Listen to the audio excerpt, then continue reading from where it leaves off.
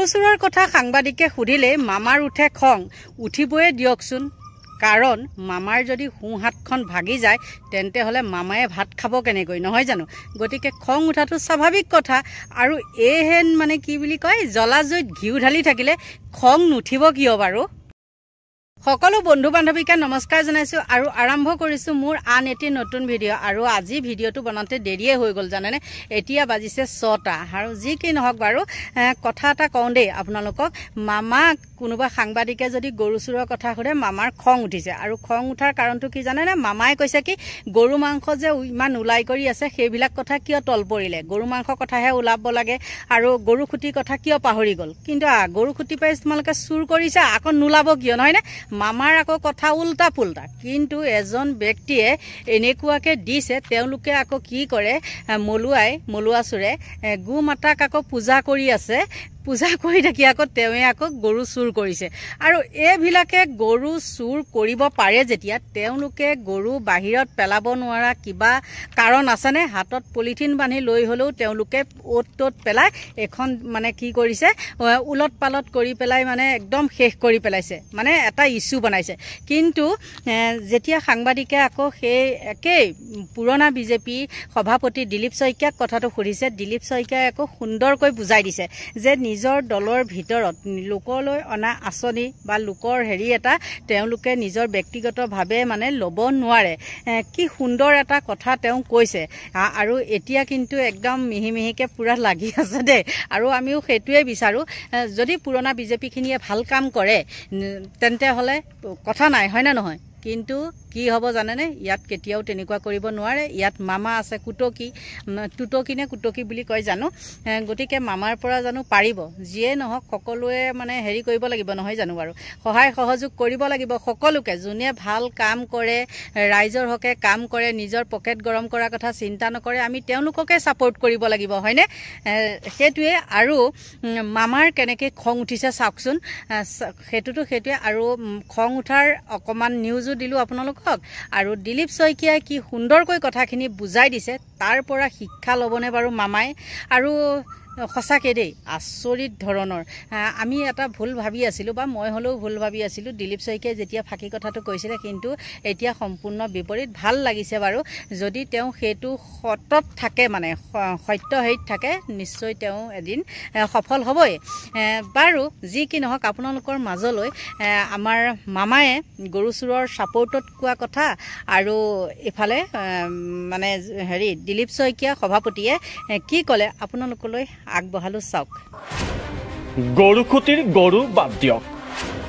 গো মাংসৰ কথা কিয় পাহৰিলে বিদেশী ৰাষ্ট্ৰৰ একাউণ্টৰ কথা খং উঠিছে মুখ্যমন্ত্ৰীৰ মতে ক'ত লাগিব লাগে ক'ত লাগি আছে মুখ্যমন্ত্ৰী ডক্টৰ হিমন্ত বিশ্ব শৰ্মাৰ খং কমাই নাই হয় অসমৰ মুখ্যমন্ত্ৰী হিমন্ত বিশ্ব শৰ্মাৰ কথাই ক'ব বিচৰা হৈছে মুখ্যমন্ত্ৰীৰ খং উঠাৰ কাৰণ হ'ল বিগত 7 জুনৰ পাছত অসমৰ য'তে ত'তে গৰু মাংস ওলাল ধুবুৰীত 1450টা গৰু কটা হ'ল কিন্তু সেইবোৰ বিষয়ক লৈ কোনেও বাতৰি কৰা নাই বা গুৰুত্বও দিয়া নাই বৰঞ্চ গৰু খুটিৰ মৰিব ধৰা গিৰিগাই কোনে ল'লে কলৈ নিলে তাক লৈ ব্যস্ত হৈ থকাৰ বাবে সাংবাদিকৰ ওপৰত খং উঠিছে মুখ্যমন্ত্ৰীৰ উল্লেখ্য যে চৰকাৰে আৰম্ভ কৰা গৰু খুটি প্ৰকল্পৰ 90জনী গিৰিগাই হেৰুওৱা প্ৰসংগক লৈ শুকুৰবাৰে সংবাদমেল সম্বোধন কৰিছিল কেবিনেট মন্ত্ৰী জয়ন্ত মল্ল বৰুৱাই নলবাৰীৰ প্ৰাক্তন বিধায়ক অশোক শৰ্মাই অলপতে এখন সংবাদমেল সম্বোধন কৰি কেবিনেট মন্ত্ৰী জয়ন্ত মল্ল বৰুৱাৰ পত্নী জুলি ডেকা বৰুৱাই তেওঁৰ দুগ্ধ ফাৰ্মৰ নামত 50 লাখ টকাৰ ৰাজসাহায্য লাভ কৰা বুলি উল্লেখ কৰিছিল ইয়াৰ পাছতে কেৱল জয়ন্ত মল্ল বৰুৱাৰ পত্নীয়ে নহয় সেই ৰাজসাহায্য লাভ কৰাৰ তালিকাত বিধায়ক সিদ্ধাৰ্থ ভট্টাচাৰ্যৰ পত্নী মনালিসা ভট্টাচাৰ্যকে ধৰি কেইবাজনো এনে ব্যক্তিৰ নাম ওলাইছিল যিবোৰ আচলতে প্ৰকৃতাৰ্থত দুগ্ধপামৰ লগত জড়িত আছিল নে নাই তাত সন্দেহ আছিল অৱশ্যে জয়ন্ত মল্ল বৰুৱাৰ বাহিৰে আন কেইগৰাকী হিতাধিকাৰীয়ে বিষয়টোক লৈ সিমান তৎপৰতা প্ৰদৰ্শন কৰা নাছিল তাৰ বিপৰীতে জয়ন্ত মল্ল বৰুৱাই সংবাদমেল অনুষ্ঠিত কৰি সাংবাদিক সংবাদ প্ৰতিষ্ঠানৰ স্বত্বাধিকাৰীৰ বংশবৃক্ষৰ উৰ বিচৰালৈকে যিমান নিজ মন্তব্যৰে আক্ৰমণ কৰিব পাৰি সেই ধৰণে আক্ৰমণ কৰিলে আনকি সাংবাদিকক তেওঁ তলৰ লেভেলৰ মানুহ বুলি তীৰ্যক মন্তব্য কৰিবলৈও কুণ্ঠাবোধ কৰা নাছিল ইয়াৰ পাছতে জাঙুৰ খাই উঠিছিল সাংবাদিক সমাজ এই বিষয়টো সম্পৰ্কত প্ৰতিক্ৰিয়া ব্যক্ত কৰিবলৈ গৈ মুখ্যমন্ত্ৰী হিমন্ত বিশ্ব শৰ্মাই জয়ন্ত মল্ল বৰুৱাই সাংবাদিকক উদ্দেশ্যি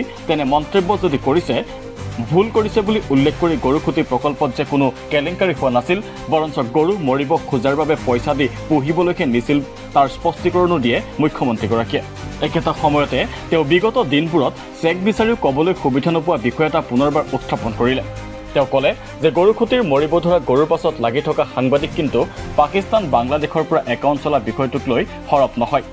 আনকি যুৱ কংগ্ৰেছৰ একাউণ্টটো চৌদি আৰবৰ পৰা চলি আছে, সেইবোৰ বিষয়ত মাত নাই বুলি উল্লেখ কৰি তেওঁ কয়, সিদিনা 1450টা চুৰি গৰু কুৰবানী দিলে, সেইটোক লৈ কোনো আপত্তি নাই। মন্ত্ৰীৰ নামঘৰৰ সন্মুখত গোমাংস ওলাল, তাতো কাৰো আপত্তি নাই, কিন্তু গৰুখুটিৰ গৰুক লৈ লাগি আছে সাংবাদিক। উল্লেখ্য, এইগৰাকী মুখ্যমন্ত্ৰীয়ে জয়ন্ত মল্ল বৰুৱাৰ 50 লাখৰ ৰাজসাহায্যৰ বিষয়ে প্ৰশ্ন কৰোঁতে সাংবাদিকক কৈছিল যে আজি মন্ত্ৰী আছে, কালিলৈ নাথাকিলে পৰিয়াল কেনেকৈ চলিব, গতিকে গৰু পুহি খোৱাত আপত্তি ক'ত। মুঠতে গৰুখুটি প্ৰকল্পত গিৰগাই হেৰুওৱা অথবা ইয়াৰ বিসংগতি আৰু ৰাজসাহায্যত মন্ত্ৰী বিধায়কৰ পত্নীৰ নাম সাঙুৰ খোৱা বিষয়টো তল পেলাবলৈ পুনৰ বাংলাদেশ পাকিস্তানৰ একাউণ্ট গোমাংসৰ প্ৰসংগ মুখ্যমন্ত্ৰীয়ে উত্থাপন কৰা বুলি ক'ব খোজে একাংশই। সংবাদ মাধ্যমক কেনেকৈ সম্বোধন কৰিব লাগে মন্ত্ৰী জয়ন্ত মল্ল বৰুৱাক শিকালে দিলীপ শইকীয়াই। জয়ন্ত মল্ল বৰুৱা ডাঙৰীয়াক অনুৰোধ কৰিম যে সংবাদ মাধ্যমক যেতিয়া সম্বোধন কৰিব আৱেগিক নহ'ব, ব্যৱহাৰিক হৈ সংবাদ মাধ্যমক সম্বোধন কৰিব ভৱিষ্যতৰ দিনত। বিজেপিৰ ৰাজ্যিক সভাপতিয়ে লগতে ক'লে, সংবাদ মাধ্যমে জনপ্ৰতিনিধিৰ বিৰুদ্ধে বাতৰি কৰিলেও হজম কৰাৰ শক্তি থাকিব লাগিব। সংবাদ মাধ্যমক বেয়া পালেও ভাল পাব লাগিব। সংবাদ মেললৈ সাংবাদিকক নিমন্ত্ৰণ কৰি প্ৰশ্নৰ উত্তৰ নিদি চৰম তুচ্ছতাচ্ছিল্য কৰা মন্ত্ৰী জয়ন্ত মল্ল বৰুৱাৰ কাৰ্যক লৈ দিছপুৰসহ বাজপেয়ী ভৱনতো ব্যাপক প্ৰতিক্ৰিয়াৰ সৃষ্টি হৈছে। ইতিমধ্যে মন্ত্ৰীগৰাকীক মুখ্যমন্ত্ৰী ডক্টৰ হিমন্ত বিশ্ব শৰ্মাই ক্ষমা খোজাৰ নিৰ্দেশ দিছে। তাৰ পাছত মন্ত্ৰীগৰাকীক সংবাদ মাধ্যমক কেনেকৈ সম্বোধন কৰিব লাগে সেই কথা শিকালে বিজেপিৰ ৰাজ্যিক সভাপতি দিলীপ শইকীয়াই। সংবাদ মাধ্যমক সম্বোধন কৰোঁতে আৱেগিক নহয়, ব্যৱহাৰিক হ'বলৈ আহ্বান বিজেপিৰ ৰাজ্যিক সভাপতিগৰাকীৰ। জয়ন্ত মল্ল বৰুৱা ডাঙৰীয়াক অনুৰোধ কৰিম যে সংবাদ মাধ্যমক যেতিয়া সম্বোধন কৰিব আৱেগিক নহ'ব, ব্যৱহাৰিক হৈ সংবাদ মাধ্যমক সম্বোধন কৰিব ভৱিষ্যতৰ দিনত। উল্লেখ্য, শুকুৰবাৰে দিছপুৰত এখন সংবাদ মেলত এগৰাকী সাংবাদিকে সোধা প্ৰশ্নৰ উত্তৰ নিদি মন্ত্ৰীগৰাকীয়ে তলৰ শ্ৰেণীৰ মানুহৰ লগত কথা নাপাতো বুলি কৈ উঠি গৈছিল।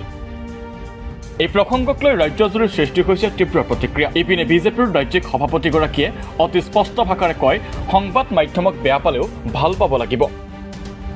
সংবাদ মাধ্যমে জনপ্ৰতিনিধিৰ বিৰুদ্ধে বাতৰি পৰিৱেশন কৰিলেও হজম কৰাৰ শক্তি থাকিব লাগিব। তেওঁৰ লগতে মন্তব্য, সংবাদ মাধ্যমৰ পৰা জনপ্ৰতিনিধিয়ে সদায় বাহ নাপায়। মই এই কথাটোৱে ক'ম যে সংবাদ মাধ্যমক বেয়া পালেও ভাল পাব লাগিব। সংবাদ মাধ্যমে আমাৰ বিৰুদ্ধে কিবা যদি বাতৰিও কৰে তাকো হজম কৰাৰ শক্তি প্ৰতিজন জনপ্ৰতিনিধি থাকিব লাগিব। কাৰণ সদায় সংবাদ মাধ্যমৰ পৰা আমি সদায় বাহ নাপাওঁ। সদায় সংবাদ মাধ্যমে আমি কোৱাটোৱে সত্য বুলি প্ৰকাশ নকৰে, কাৰণ সংবাদ মাধ্যমৰ এটা দায়িত্ব আছে, গোটেই শুদ্ধ সত্য তথ্যখিনি ৰাইজৰ মাজলৈ লৈ যাব লাগে। ক'ৰবাত ব্যক্তিগত কাৰোবাক আক্ৰমণ হয়, ক'ৰবাত কেতিয়াবা তথ্য থাকে, গতিকে বহুত বেছি আৱেগিক হোৱাৰ প্ৰয়োজন নাই। আনহাতে গৰুখুটি প্ৰকল্পলৈ অনা গিৰিগাই ৰঙিয়া ৰেল ষ্টেচনৰ পৰা তেওঁ নিয়া বুলি বাতৰি ওলোৱাৰ প্ৰসংগতো স্পষ্টীকৰণ দিয়ে দিলীপ শইকীয়াই।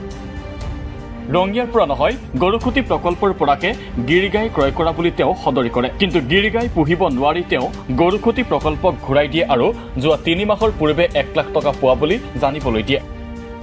এতিয়া মোৰ নামে ওলাইছে 2টা গৰু মই লোৱা বুলি। মইতো ৰঙিয়াৰ পৰা গৰু লোৱা নাই। 8 মাহ পিছত মই গৰুখুটিৰ পৰা গৰু লৈছোঁ পইচা দি, আৰু 1.5 মাহ পিছত গৰু মই গৰুখুটিক উভতাই দিছোঁ। আৰু যোৱা 2 বছৰ পিছতহে মোক আজি 3 মাহ আগত মোৰ একাউণ্টত 1 লাখ টকা ঘূৰাই দিছে গৰুখুটি প্ৰকল্পত। মই গৰুখুটি প্ৰকল্পৰ মেম্বাৰ, গতিকে মোৰ নামটো ওলাই গ'ল যে ৰঙিয়াৰ পৰা গৰু 2টা মই লৈ গ'লোঁ। ৰঙিয়াৰ পৰা গৰু কেনেকৈ ক'ত গ'ল সেইবিলাক তথ্য তেওঁলোকে দিব। কিন্তু মই গৰুখুটিৰ পৰা 2টা গৰু 8 মাহ পিছত লৈ গৈছোঁ, যে তাত যেতিয়া গৰু পোৱালি বহুত হৈ গ'ল, 6-7 মাহত বহুত গাই পোৱালি দিলে, তেতিয়া জেগা নাইকিয়া হ'ল। সেই সময়ত তেতিয়া মই 2টা গৰু লৈ গৈছোঁ পে'মেণ্ট কৰি, আৰু যোৱা আজি 3 মাহ আগত মোৰ একাউণ্টত ট্ৰেন্সফাৰ হৈছে 1 লাখ টকা। গৰু ঘূৰাই দিলোঁ 1 মাহ পিছত, কাৰণ সেই গিৰিগাই মই ৰাখিব নোৱাৰোঁ। তাৰ কাৰণে মানুহ লাগে, তাৰ কাৰণে বহুত ব্যৱস্থা লাগে। মোৰ 22,000 টকা খৰচ হৈছে 1 মাহৰ ভিতৰত, আৰু মই 2,000 টকাৰ মাত্ৰ গাখীৰ বিক্ৰী কৰিছোঁ। গতিকে তেনেকুৱা কথা মোৰ নিচিনা মোৰ এটা গৰুৰ প্ৰতি, গৌ মাতাৰ প্ৰতি এটা শ্ৰদ্ধা সন্মান ল'ৰা ছোৱালীকেইটাও কৈ থাকে গৰু এটা পুহিলে ভাল, কিন্তু মোৰ ব্যৱসায় নহয় দেই, আকৌ এইটো ক্লিয়াৰ কৰিছোঁ। গৰুটো মই নিজৰ ঘৰত গাখীৰটো পোৱাৰ কাৰণে লৈ গৈছোঁ। এনেধৰণে কিছুমান তথ্য প্ৰকাশ হৈছে, RTI তথ্য আহে, তেওঁলোকেও দি দিয়ে RTI তথ্যবিলাক, কিন্তু তাৰ মাজতো বহুত কথা থাকে। গিৰগাই দুগ্ধ উৎপাদন প্ৰকল্পৰ ৰাজসাহাৰ্য বিতৰ্কৰ মাজতে জনস্বাস্থ্য, গৃহ আৰু নগৰ পৰিক্ৰমা বিভাগৰ মন্ত্ৰী জয়ন্ত মল্ল বৰুৱাক দলৰ সভাপতিয়ে সংবাদ মাধ্যমক কেনেকৈ সম্বোধন কৰিব লাগে সেই সম্পৰ্কে শিকাব লগা হোৱাটো অতি তাৎপৰ্যপূৰ্ণ কথা হিচাপে বিবেচিত হৈছে। পিছে প্ৰশ্ন হ'ল, ক্ষমতাৰ চূড়াত উঠি উভতগুৰে নচা মন্ত্ৰী জয়ন্ত মল্ল বৰুৱাই দিলীপ শইকীয়াৰ কথাকেইটাৰ পৰা কিবা শিক্ষা ল'বনে?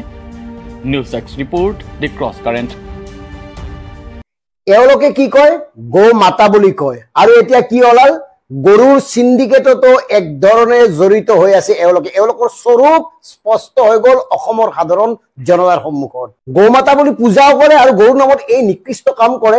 নিজে চাওক দৰ্শকসকল, এই যে গিৰগাইৰ ঘটনাটো চালে আপোনালোকে স্পষ্ট হ'ব এওঁলোকে কি ধৰণে ভাল বস্তুটো ভগাই লয় নিজৰ মাজত, বিজেপিৰ মাজত।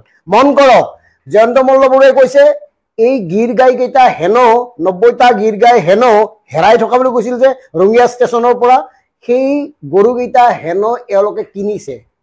কেনেকে কিনিলা? গৰুখুটিলৈ অনা গিৰ গাই তোমালোকক কিনাৰ অনুমতি কোনে দিলে? গৰুখুটিৰ বাবে অনা গিৰ গাই বিক্ৰী কৰাৰ অধিকাৰ পদ্ম হাজৰিকাক কোনে দিলে?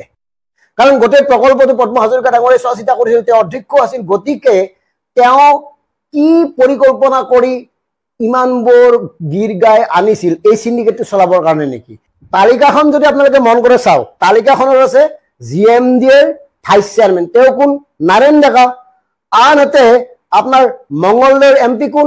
আমাৰ বৰ্তমানৰ বিজেপিৰ সভাপতি মাননীয় দিলীপ শইকীয়া ডাঙৰীয়া। আনহাতে জনাৰ বিধায়ক, তেওঁ কিনিছে 2টা, তেওঁ কোন? তেওঁ হ'ল ভুৱন পেগু। আৰু মন কৰক, উৎপল বৰা গহপুৰৰ বিধায়ক, তেওঁ কিনিছে 4টা। কমলপুৰৰ বিধায়ক দিগন্ত কলিতা, তেওঁ কিনিছে 2টা। আনহাতে বাবুলনাথ বিজেপিৰ, এওঁ এবাৰ 20টা এবাৰ 10টা, একে নামতে দুবাৰ আছে, এবাৰ 20 এবাৰ 10। আনহাতে আপোনাৰ নীৰজ বৰা, তেওঁ 20টা। আৰু জয়ন্ত মল্ল বৰুৱাৰ যিখন JMB, তেওঁলোকৰ পত্নীৰ ফাৰ্মখনৰ নামত আছে 20টা। এটা চিন্তা কৰক, মানে কি হ'ল? বিজেপিৰ কেইটাহে পালে নেকি? আমিওতো কিনিলো হয়, যদি ইমান কম দামত গিৰ গাই পালোহেঁতেন আমিও কিনিলো হয়। গতিকে এই গিৰ গাই বিক্ৰীৰ কাৰণে কৰবাত নটিচ দিছিল নেকি? জাননী দিছিল নেকি? কৰবাত গিৰ গাই বিক্ৰীৰ কাৰণে ঘোষণা কৰা হৈছিল নেকি? চৰকাৰে ঘোষণা যদি কৰা হোৱা নাছিল, সুধি কেনেকে এই কামবোৰ কৰিলে? আৰু মন কৰিব, ইয়াত ব্যক্তিৰ নাম নাই, এওঁলোকে কিমান ধুৰন্ধৰ, কিমান বদমাছ কথাবোৰ মন কৰিব। চাব, এওঁলোকে ইয়াত লিখিছে MP MLA। মানে কি? MP কিনিছে মানে সমষ্টিৰ কাৰণে কিনিছে, MLA কিনিছে মানে নিজৰ সমষ্টিৰ কাৰণে কিনিছে। সমষ্টিবাসীক দিয়াৰ নামত গিৰ গাই কিনি নিজে পুহিছে।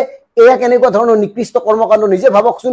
যদি তেওঁলোকে নিজৰ নামত কিনিলেহেঁতেন, তেতিয়াহ'লে MLA বা MP বুলি লিষ্টত নাথাকিলেহেঁতেন। ইমান তৰল, ইমান সৰু, ইমান নিকৃষ্ট কাম কাজ কৰিবলৈ আপোনালোকৰ লাজ নালাগে? আৰু এটা কথা মন কৰক, এই গিৰ গাইৰ কাৰণে ধাৰ্য কৰা হৈছিল 4 কোটি টকা।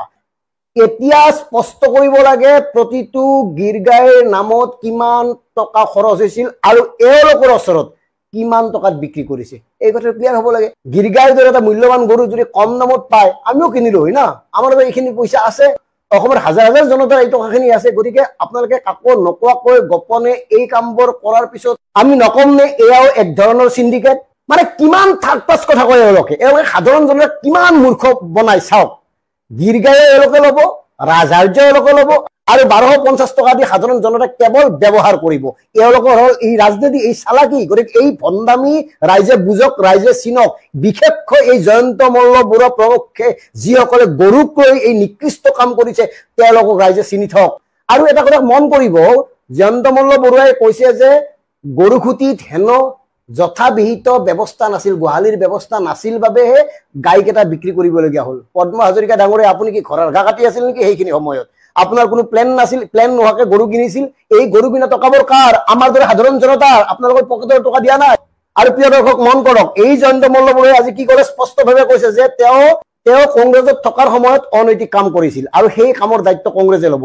মানে কি? মানে কি বুজাব খুজিছে? তেতিয়া তেওঁ আপোনাৰ ৰত্নাকৰ আছিল আৰু 2015ত ভাৰতীয় জনতা পাৰ্টীত যোগদান কৰাৰ পিছত বাল্মীকি হ'ল নেকি?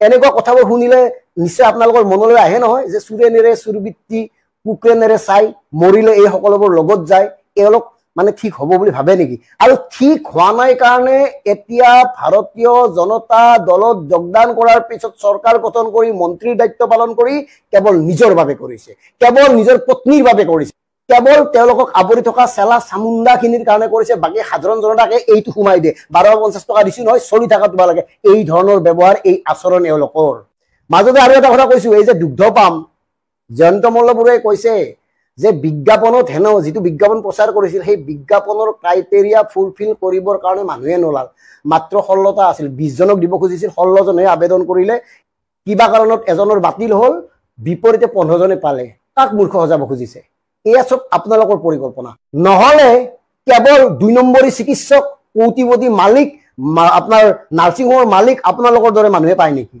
সাধাৰণ মানুহক উপেক্ষিত কৰাৰ এয়া আপোনালোকৰ নিকৃষ্ট কৌশল কাৰণ আপোনালোকৰ ফাৰ্ম কিখনত যিবোৰ সুবিধা আছে সেই সকলোবোৰ লক্ষ্য কৰিহে নীতি নিয়মবোৰ ধৰি দিয়া হৈছে যাতে অন্যই আপোনাৰ আবেদন কৰিলেও নাপায় এই ফালতু কথাবোৰ কৈ আপোনালোকে কাক মূৰ্খ সজাব খুজিছে মানুহে নাজানে বুলি ভাবিছে নেকি আপোনালোকৰ কৌশলবোৰ নিকৃষ্ট কৰ্মকাণ্ডবোৰ গতিকে শুনক ডাঙৰীয়া সময় টুটি আহিছে যি ধৰণে আপোনালোকে স্বেচ্ছাচাৰিতা প্ৰদৰ্শন কৰিছে যি ধৰণে স্বৈৰাচাৰী এটা শাসন চলাইছে যি ধৰণে নিজৰ আত্মীয় স্বজন বা নিজৰ সম্পত্তি বৃদ্ধিৰ কাৰণে সৰুৱে নামে বেনামে বিভিন্ন কাম কাজবোৰ কৰি আহিছে এদিন কিন্তু পৰিণাম ভোগ কৰিব সম্পত্তি লগত লৈ যাব নোৱাৰে এচিকুট মাটিও লগত লৈ যাব নোৱাৰে গতিকে আজি আপোনাৰ যি বদনাম হৈছে সেই বদনামটো কিন্তু ৰৈ যাব ধন্যবাদ নিশ্চয় আপোনালোকে দুইটা ভিডিঅ' চালে নহয়নে চোৱাৰ পিছত আপোনালোকে নিজে কওকচোন কাক কি ক'ব মানে মুখৰ ভাষাই নাইকিয়া হৈ গৈছেগে এজনে কৰিছে চুৰক সাপোৰ্ট আৰু এজনে চুৰক সাপোৰ্ট নকৰে কিন্তু দল একেটাই বিজেপিৰ আৰু মানে কংগ্ৰেছৰ পৰা এহেত চুৰ কৰিব তাততো চুৰ কৰি বাৰু শেষেই কৰিলে প্ৰয়াত তৰুণ গগৈ শেষ কৰি আহিলে বদনাম কৰি পেলাই আকৌ সেইটো দলে ইয়াত আহি পেলাই কি কৰিলেহি এতিয়া বিজেপি দলটো শেষ কৰিবলৈ বিচাৰিছে আৰু পুৰণা বিজেপিখিনি এতিয়া এটা হৈছে আৰু নতুন বিজেপিখিনি এটা হৈছে মই আজি এইটো ভিডিঅ' দিয়াৰ পিছত যদি সময় হয় তেন্তে হলে মই তেওঁলোকৰ মাজত কি হৈ আছে আপোনালোকলৈ এটা সুন্দৰ ভিডিঅ' লৈ আহিম দেই এতিয়া আপোনালোকৰ পৰা লৈছো বিদায় বাই বাই